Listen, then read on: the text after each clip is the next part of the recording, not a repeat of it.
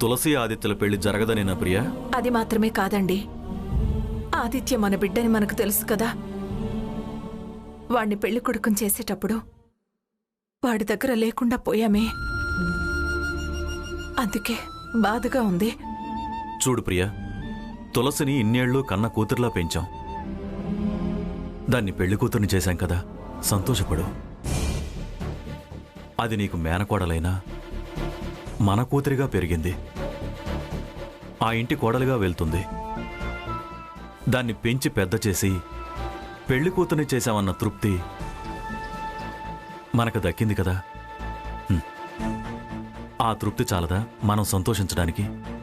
తృప్తిగానే ఉంది, కానీ ఇదే తృప్తి వదిన నుంచి దూరం అయింది కదా. అదేంటి? ఆదిత్యని వాళ్ళు పెళ్లి కొడుకుని చేశారు కదా. కూతుర్ని పెళ్లి కూతుర్ని చేసే సంబరం వేరు, అబ్బాయిని పెళ్లి కొడుకుని చేసే సంబరం వేరు. పెళ్లి కొడుకు పెళ్లి కూతురు ఇద్దరిలో ఎవరిని చేసినా సంతోషపడేవాళ్ళం కదా. నువ్వు అనవసరమైన విషయాలకు ప్రిఫరెన్స్ ఇచ్చి ఫీల్ అవడం నాకు నచ్చడం లేదు ప్రియా. ప్లీజ్, పెళ్లి వరకు నువ్వు కన్నీళ్లు రానివ్వకు. సరేనండి. సాంబయ్య,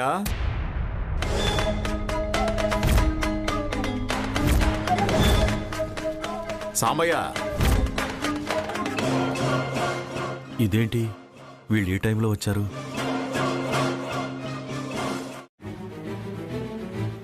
చెల్లెమ్మా, ఆడపిల్ల తల్లిగా నువ్వు అర్థం చేసుకుంటావని వచ్చావు.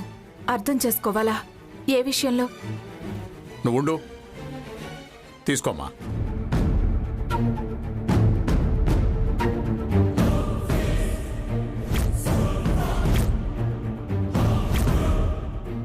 తను నీకు తోడ పుట్టింది కాకపోయినా నిన్ను చెల్లెమ్మ అని పిలుస్తోంది. నా కూతురు నిన్ను పిన్ని అని పిలుస్తోంది. ఆ చనువుతోనే మీ ఇంటికొచ్చాం. ఇంటికి రావడంలో తప్పేం లేదు.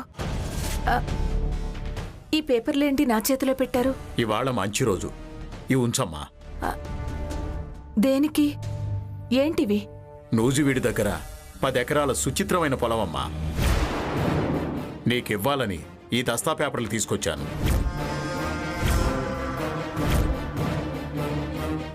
మా చేతుల్లో ఎందుకు పెడుతున్నట్టు? మీరు దాన్ని ఏ విధంగా అయినా అనుకోండి.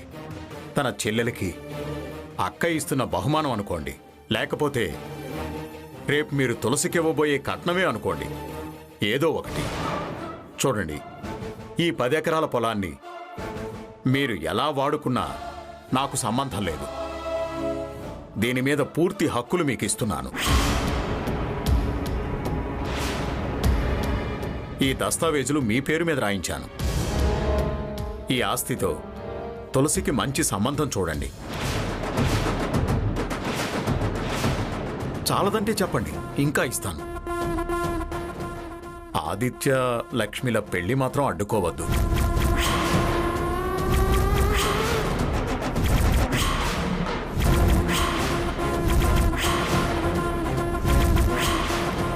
లక్ష్మి ఆశలన్నీ ఆదిత్య మీదే పెట్టుకుంది.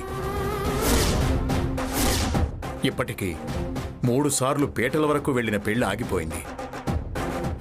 ఈసారి కూడా ఆగిపోతే ఆడపిల్ల పెళ్లి కావడం కష్టం. అది అలాగే జీవితాంతం కన్యగా ఉండాల్సి వస్తుంది. దయచేసి ఒక ఆడపిల్ల తండ్రిగా నేను చెప్పింది అర్థం చేసుకోండి. ఆడపిల్ల తల్లిగా వేడుకుంటున్నాను. నిన్ను చెల్లిగా ప్రాధేయపడుతున్నాను. నా మాట వినండి.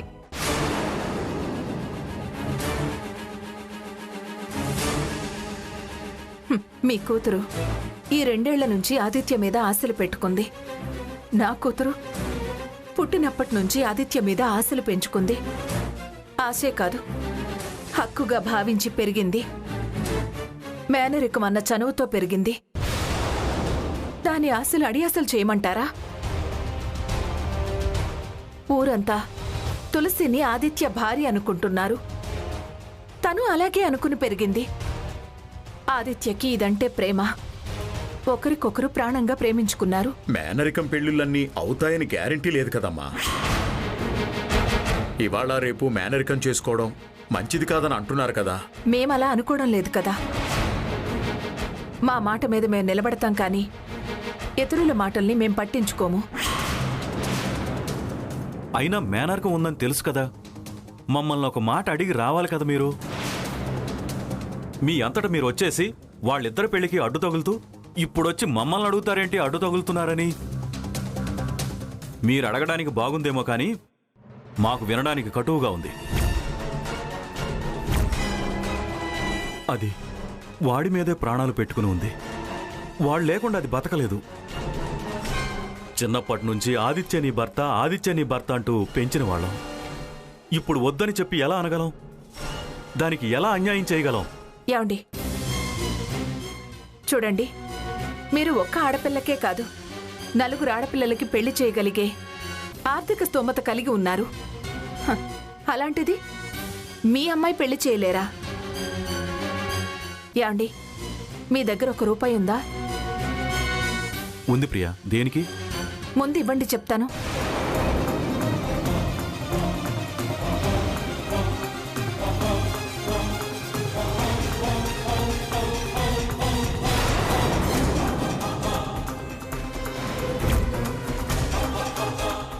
నేనిప్పుడు చేసే పనిని పొగరను, అహంకారమనో, లెక్కలేనితనమనో అనుకోకండి.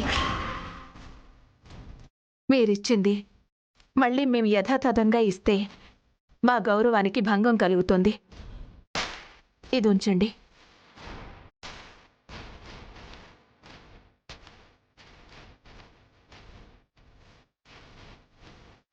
వెంకటలక్ష్మికి మంచి సంబంధం చూడండి. సంబంధాలు చూడడంలో నేను సహాయం చేస్తాను.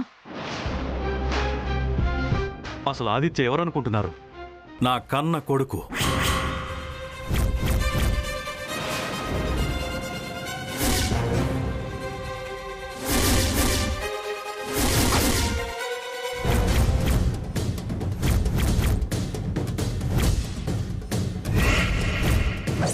అదేంటి ఆదిత్య మీ కొడుకంటున్నావు? కన్న కొడుకు అంటం లేదు, కన్న కొడుకు లాంటివాడు అంటున్నాను. ఈ వేలు పట్టుకుని నడిపించిన వాణ్ణి, అప్పట్నుంచి వాడి ఆశలు ఆలోచనలు తెలిసిన వాణ్ణి. ఇప్పుడెలా వాడికి విచారాన్ని మిగల్చమంటారు? వాడి సంతోషమే మా సంతోషంలో బతుకుతున్న వాళ్ళం. దయచేసి ఈ విషయంలో మమ్మల్ని బలవంతం చేయొద్దు. మేం కాదన్నామని చెప్పి మీరు బాధపడొద్దు. చూడండి బావుగారు, అల్లుడైనా కొడుకైనా మాకన్నీ వాడే. కూతురైనా కోడలైనా తులసియే. అందుకే దయచేసి మీరు మీ ప్రయత్నాలు చేసుకుంటే మంచిది.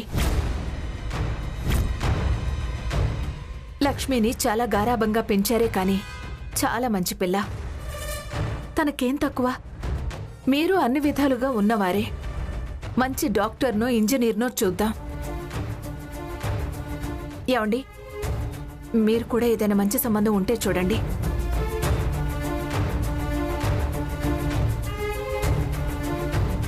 మాకు చాలా పనులున్నాయి. రేపే పెళ్లి కదా. అంటే మీ మాటకు అర్థం వెళ్ళిపోమనే కదమ్మా? అర్థమైందమ్మా, అర్థమైంది. వెళ్తున్నా.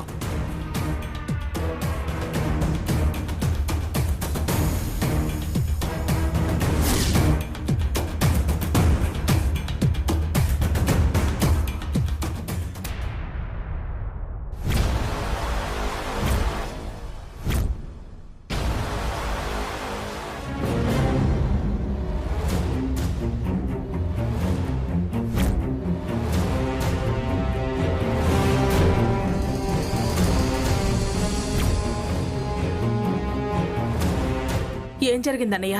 ఎందుకీ కన్నీళ్ళు?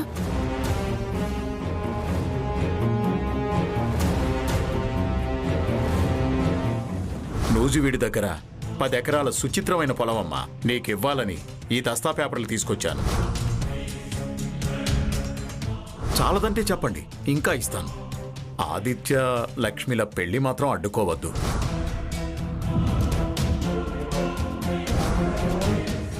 నేనిప్పుడు చేసే పనిని పొగరనో, అహంకారమనో, లెక్కలేనితనమనో అనుకోకండి. వెంకటలక్ష్మికి మంచి సంబంధం చూడండి. ఏమనుకుంటున్నారు మీరు? ఎందుకు ఎందుకు వాళ్ళ ఆస్తులు రాసి వాళ్ళ కాళ్ళు పట్టుకుని ప్రాధేయపడాలి? ఆ అవసరం మీకేమొచ్చింది? అసలు ఈ దుర్గమ్మ మీద మీకు నమ్మకం లేదా? దుర్గమ్మ మాటని విశ్వాసంలోకి తీసుకోలేదా? అసలు ఏమనుకుంటున్నారు మీరు? ఆ స్థితి తక్కువ వాళ్ళని ప్రాధేయపట్టమంటే మీకు మతిస్థిమితం లేదనిపిస్తోంది. అసలు ఇలాంటి బుద్ధి తక్కువ పని ఎందుకు చేస్తారు? ఏదో అమ్మా, ఆడపిల్ల తల్లిదండ్రులుగా ఉండలేక. నేను మగపిల్లాడి తల్లిని. నా మాట పోతే నా పరువు పోదా? నా పరపతి పోదా? నేను తలదించుకోవాల్సి వస్తుంది కదా. నాకంటే ఎక్కువ మీరు. అయినా నాకు చెప్పకుండా ఎందుకు వెళ్లారు మీరు? వాళ్ళ ఆశలు తీర్చటం మీ వల్ల కాదు. 10 ఎకరాలు కాదు, 25 ఎకరాలు ఇచ్చినా, మీ యావదాస్తి వాళ్ళకిచ్చినా వాళ్ళు ఈ ఇంటిని, ఆదిత్యని వదులుకోవడానికి ఇష్టపడరు. మీరు ఆడపిల్ల తల్లిదండ్రులనే భయంతో వెళ్లారు, కానీ అది నన్ను అవమానించినట్టు అవుతుంది. చివరికి నేను బాధపడాల్సి వస్తుంది. అయినా నేను ఇంత పట్టుదలగా ఉండి మీకు హామీ ఇచ్చాను కదా. మీరెందుకండి ఇలా చేశారు? ఇంకెప్పుడు ఇలాంటి ప్రయత్నాలు చేయకండి. అన్నయ్య, మీరు నాకు దూర బంధువే కావచ్చు, కానీ మీరు నా సొంత అన్నయ్య అనుకుంటున్నాను. మీ కూతుర్ని నా ఇంటి కోడలుగా చేసుకోవాలని నేను మనస్ఫూర్తిగా అనుకుంటున్నాను. నువ్వు కోరుకుంటున్నావమ్మా, కాదనడం లేదు. అవతల బావగారికి సొంత చెల్లెలమ్మా. సొంత చెల్లెలైతే రక్త సంబంధం, మేనరకం అని ఇలాంటివన్నీ మీరేం పట్టించుకోకండి. నాకైతే అది ఇష్టం లేదు. దాన్ని ఏ నాటికి నేను కోడలుగా అంగీకరించలేను. అంగీకరించకూడదు అనుకున్నాను కాబట్టే మీ అమ్మాయితో సంబంధం కలుపుకున్నాను. మీరు 1 మెట్టు దిగితే నన్ను 100 మెట్లు దించిన వారవుతారు. దయచేసి ఇలాంటి పిచ్చి పిచ్చి ఆలోచనలు మానండి. ఈ చెల్లెల్ని దేవుడిచ్చిన చెల్లెలుగా భావించండి అన్నయ్య. నేను చెప్తున్నాను, ఆదిత్యకి, వెంకటలక్ష్మికి ఈ పెళ్లి జరుగుతుంది, జరిగి తీరుతుంది. మీరు ధైర్యంగా ఉండండి.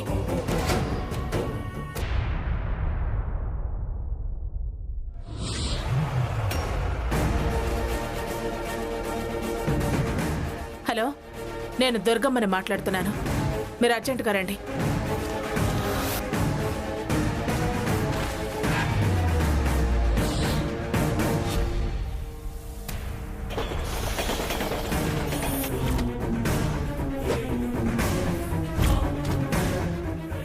వాళ్ళని పిలవనైతే పిలిచాం, కానీ ఇంట్లో చెప్తే ఎవరికైనా అనుమానం రావచ్చు.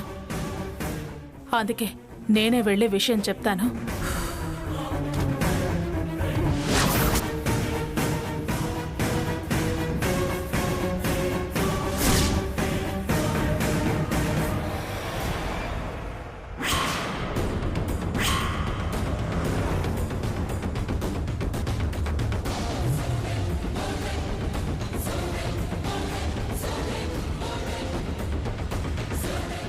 డ్రైవర్, అమ్మగారు, కార్ అలా పక్క కాపు. అలాగే అమ్మగారు.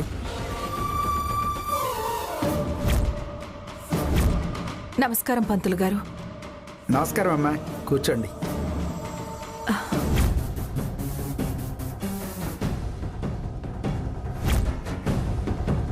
రెండు రోజులుగా వచ్చి కలుద్దామని ప్రయత్నం చేస్తున్నాను, కానీ కుదరటం లేదు. ఏ విషయంలో అమ్మా? ప్రియా ఎందుకు పంతులు గారింటికి వచ్చింది? అదే, మీకు తప్ప మరెవ్వరికీ తెలియని ఒక విషయం ఉంది కదా. తులసి విషయమేనా? అవునండి, ఆ అనుమానమే నన్ను పీడిస్తోంది.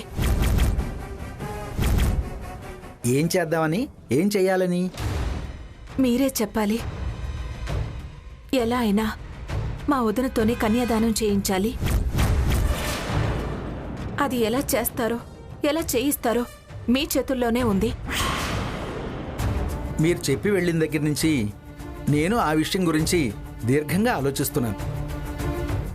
ఏంటి, వాళ్ళ మాటలేమీ వినపడట్లేదు? ఏం పాలుపోవడం లేదు. పెళ్లి దగ్గర పడుతుంది పంతులు గారు.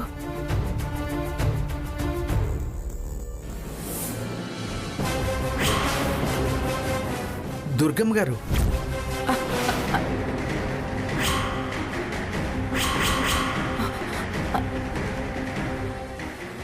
అమ్మో, వదిన వినేసిందా? నమస్కారం పంతులు గారు. నమస్కారం అమ్మా.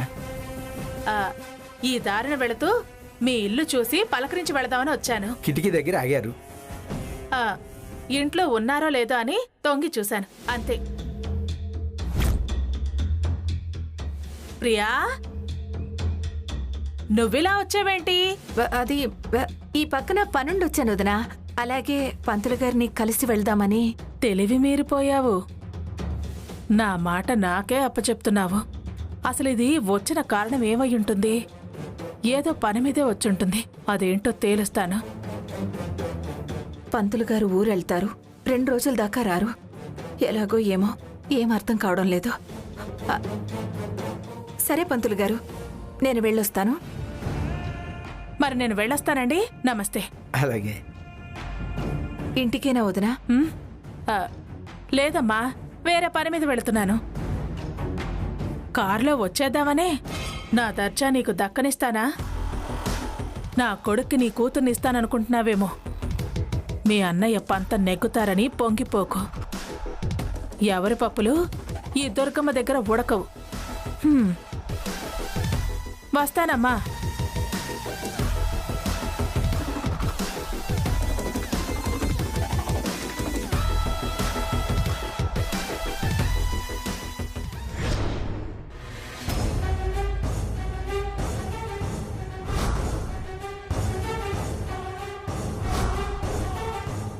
కిడ్నాప్ కుట్ర. దాని బాపతు డబ్బే ఆ రౌడీకిచ్చుంటుంది. దొరికితే నిజం చెప్పాల్సి వస్తుందని వాడు పారిపోయాడు. అసలు దొంగ మీ అమ్మ. బావా, హే, నువ్వా? వెంకటలక్ష్మి ఏమో అనుకున్నా.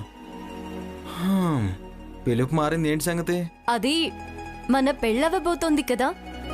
అత్తయ్యని దుర్గమ్మ అని నిన్ను అరే ఒరే అంటే జనం ఒప్పుకోరు కదా. అందుకని. జనమే కాదు, నేను ఒప్పుకోను.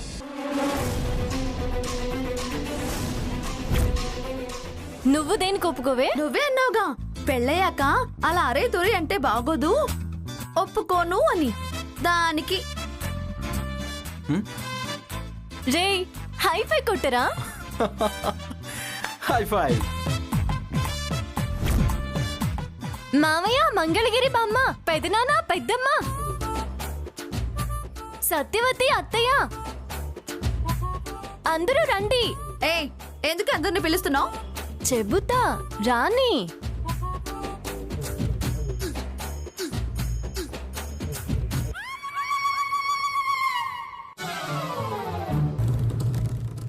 ఎందుకే అలా అరుస్తున్నావు?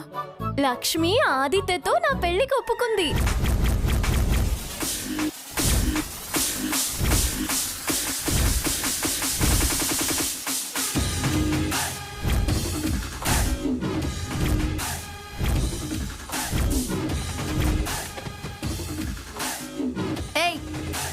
నీకేమైనా పిచ్చా? నేను మీ పెళ్లికి ఒప్పుకోవడం ఏంటి? ఏంటే వెంకటలక్ష్మి, అదెందుకు అలా అంటుంది? నువ్వేం కూసావు? మా పెళ్ళయ్యాక వీణ్ణి అరే తురే అంటే ఒప్పుకోను అని తనే అంది దుర్గమ్మ. అతి తెలివి చూపించుకో. నువ్వు అబద్ధాలు ఆడికే. నువ్వేగా ఒప్పుకోను అన్నది. అసలు మీ ఇద్దరికి పెళ్ళి అయితేనే కదే ఒప్పుకోవడానికి ఒప్పుకోకపోవడానికి. ఆ మాట అది అనడం లేదే. అలా పిలవడానికి ఒప్పుకోను అందంటే మా పెళ్లికి ఓకే అందనిగా అర్థం. నాతో పెళ్ళయ్యాక అది అలా పిలిస్తే ఒప్పుకోను అన్న ఉద్దేశంతో అలా అన్నాను. ఏవండి అనే పిలవాలనే ఉద్దేశంతో అలా అన్నాను. మళ్ళీ అలాగే కూస్తావేంటే? అసలు మీ పెళ్లికి నేను ఒప్పుకోను అనాలి. అవును కదా.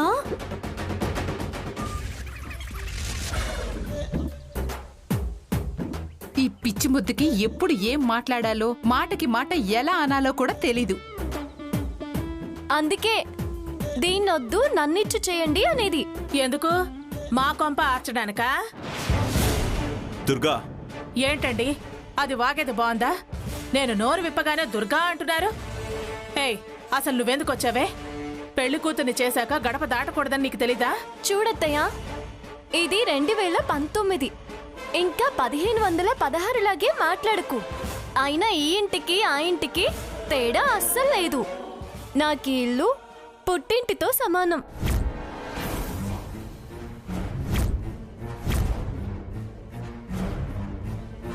ఇది నికార్సైన మాట. అక్కడతో ఆపండి. ఈ పెళ్లి మీ అమ్మకే డౌటు. అందుకే ఆవిడ పంతులు గారి ఇంటి చుట్టూ ప్రదక్షిణలు చేస్తోంది. నువ్వు సిగ్గు ఎగ్గు వదిలేసి ఈ ఇంటి చుట్టూ ప్రదక్షిణలు చేస్తున్నా. పోవే అవతలికి. నలుగురు రేపు నానా రకాలుగా అనుకుంటారు.